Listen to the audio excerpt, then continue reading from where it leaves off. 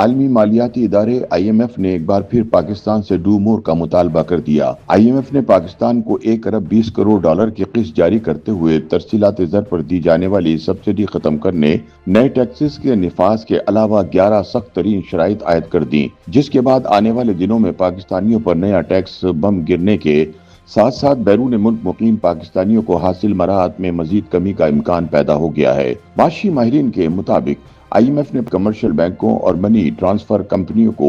100 ارب روپے سے زائد کمیشن کی ادائیگی پر سوال اٹھاتے ہوئے ترسیلات زر کے نظام اور اس پر آنے والی لاگت کا مکمل جائزہ لینے کا مطالبہ کر دیا ہے۔ IMF کے مطابق پاکستان نے مختلف اسکیموں کے ذریعے قانونی چینل سے ترسیلات زر میں اضافہ تو کیا، مگر اس پر دی جانے والی سبسڈی اور کمیشن اس کے لیے باعث تشویش ہے۔ IMF نے حکومت پاکستان کو قرض پروگرام جاری رکھنے کے لیے ترسیلات زر کی لاگت کم کرنے، سبسڈی کے نظام میں شفافیت لانے اور اس پروگرام میں اصلاحات کے لیے ٹھوس اقدامات اٹھانے کا حکم دے دیا ہے۔ مبصرین کے مطابق IMF کو خدشہ ہے کہ پاکستان کی ترسیلات زر کی لاگت آئندہ چند برسوں میں 1.5 ارب ڈالر تک پہنچ سکتی ہے، کیونکہ پاکستان نے گزشتہ مالی سال کے دوران ترسیلات زر حاصل کرنے کے لیے کی گئی ادائیگیوں کی مد میں 100 ارب روپے کمرشل بینکوں اور بیرون ملک موجود منی ٹرانسفر کمپنیوں کو کمیشن کی مد میں دیے ہیں۔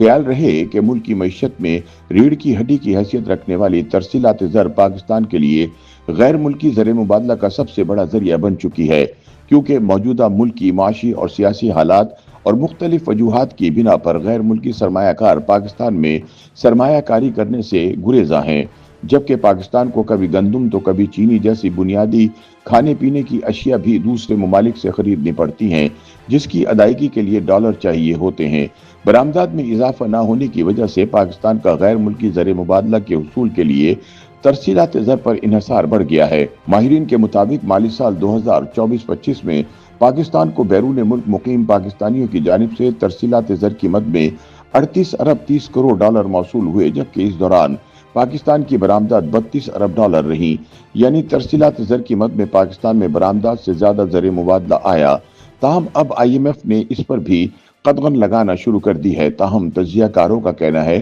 کہ مختلف اسکیموں اور برآت کے سبب قانونی یا بینکنگ چینل سے آنے والی ترسیلات زر میں اضافہ ہو رہا ہے۔ عدد و شمار بتاتے ہیں کہ گزشتہ چند برسوں میں ملکی حالات کے سبب بڑی تعداد میں پاکستانی ہنرمند افراد ملک سے باہر گئے ہیں، جبکہ حکومت کی جانب سے قانونی چینل سے رقوم بھجوانے کے لیے کیے گئے اقدامات اور پاکستانی روپے کی مستحکم قدر کی وجہ سے لوگوں کا بینکوں اور مالیاتی اداروں کے ذریعے پیسے پاکستان بھجوانے کے طریقہ کار پر اعتماد بڑھا ہے، جس نے ترسیلات زر کو پاکستان کے لیے غیر ملکی زر مبادلہ کے حصول کا اہم ترین ذریعہ بنا دیا ہے۔ پاکستان میں ملکی پیداوار یا GDP میں ترسیلات زر کا تناسب 9% سے زیادہ ہو چکا ہے۔ تاہم اب IMF نے ترسیلات زر پر آنے والی لاگت پر سوالات اٹھا دیے ہیں اور پاکستان سے ترسیلات زر کی مد میں مختلف ممالک کو کی جانے والی ادائیگیوں کے نظام کا جائزہ لینے کا مطالبہ کر دیا ہے۔ خیال رہے کہ IMF سے قبل ترسیلات زر پر آنے والی لاگت کے بارے میں